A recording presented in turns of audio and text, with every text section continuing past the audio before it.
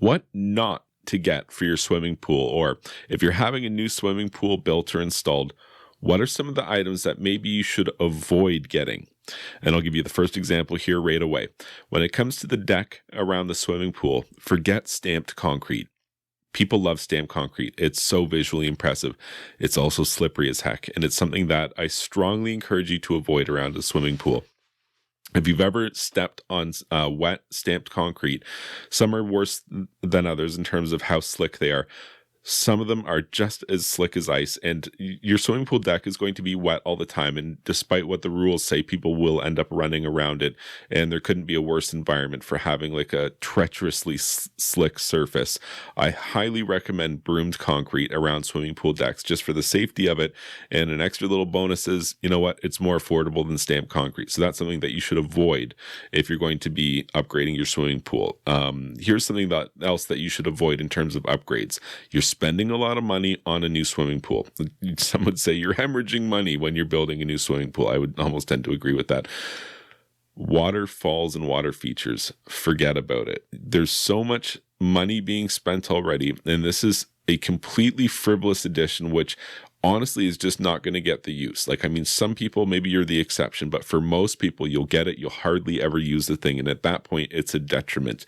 It just sits there. It's stagnant. It pools bacteria. When you turn it on, it stinks because the pipes were just full of stagnant water.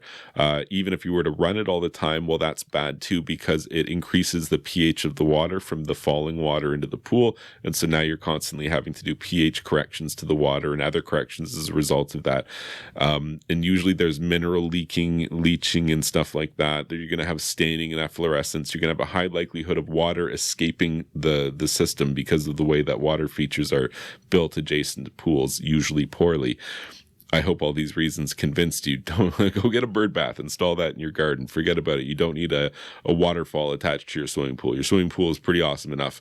I would say go ahead and avoid the waterfall. Along those lines, I'm going to specifically mention deck jets. For some reason, I don't count them as a waterfall or water feature, because I'll say to people, don't get waterfalls and water features, and they'll say, totally, I agree. I'm getting deck jets, though. Deck jets certainly qualify. They're the little tiny plume of water that, you know, squirts from your deck into your swimming pool, and it looks awfully neat in a photograph or a marketing piece. You're not going to use it. You're just not going to use it. It's cool for a little bit. It loses its novelty. You stop using it.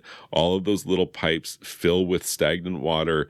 And when I winterize systems that have deck jets that don't get used during the year, it smells like liquefied zombies squirting out of those things. So, you know, where does that water go? It goes right into your swimming pool. So I would highly recommend to avoid deck jets. It's just a cost you can eliminate entirely. And to me, it's just a feature not worth having. There's so many other things going on with a pool. We could put that money into something else, something more integrally important to the operation of the swimming pool, but that's just my opinion. The next thing, and again, this is just my opinion. I'm sure there'll be people that disagree with this. I don't like in-floor cleaning systems in swimming pools, and I've installed lots of them.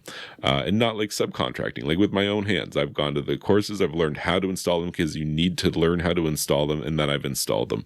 And yes, they mostly work. I just don't like them because I feel like they're inviting disaster. First, it uses larger pipe, 2.5-inch pipe, and a lot of plumbers aren't familiar with that. There's a lot of guys out there in the industry that work with 1.5 inch, maybe 2-inch only, never anything bigger. And there's a world of pipes bigger than that. So you're going to have like a half mile of pipes in and below the floor of your swimming pool, plumbed in this larger pipe. And remember, because it's a slope in your pool, you're talking about heat bending this large radius pipe. And it's just, technically speaking, it's one of the more challenging things to do. And in the event that you have a leak, it is a literal disaster. It is below the floor of your swimming pool. Where is a worse place to have a thing that you need to access to repair? And so that's why I say in-floor cleaning systems are kind of a pass for me. Also because it's an expensive addition. The kind of people and the kind of pools who have automatic in-floor cleaning systems, these are kind of like the upper crust pools or the high-end pools.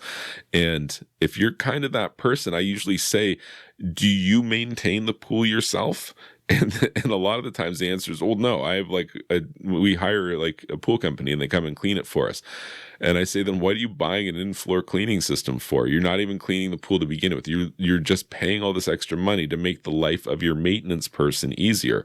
save the money. Just hire the maintenance person, tell them to clean the pool. Again, in-floor cleaning systems do work. I mean, I don't want to get a bunch of angry emails from in-floor cleaning system salesmen saying, hey, what the heck? But the reality is I've put them in. I know what they're about, and I know that it would be pretty easy to have a problem with one or more zones of the floor of an in-floor cleaning system and have very little recourse in terms of how you're going to access that pipe to repair or fix, or there's not much you can do. And so that's why I say that you should pass on those. If you're doing a swimming pool installation, spend your money elsewhere, avoid it on that. I hope you found this information helpful. And if you did, please like this video and subscribe to my YouTube channel. And you can check out my website, swimmingpoolsteve.com.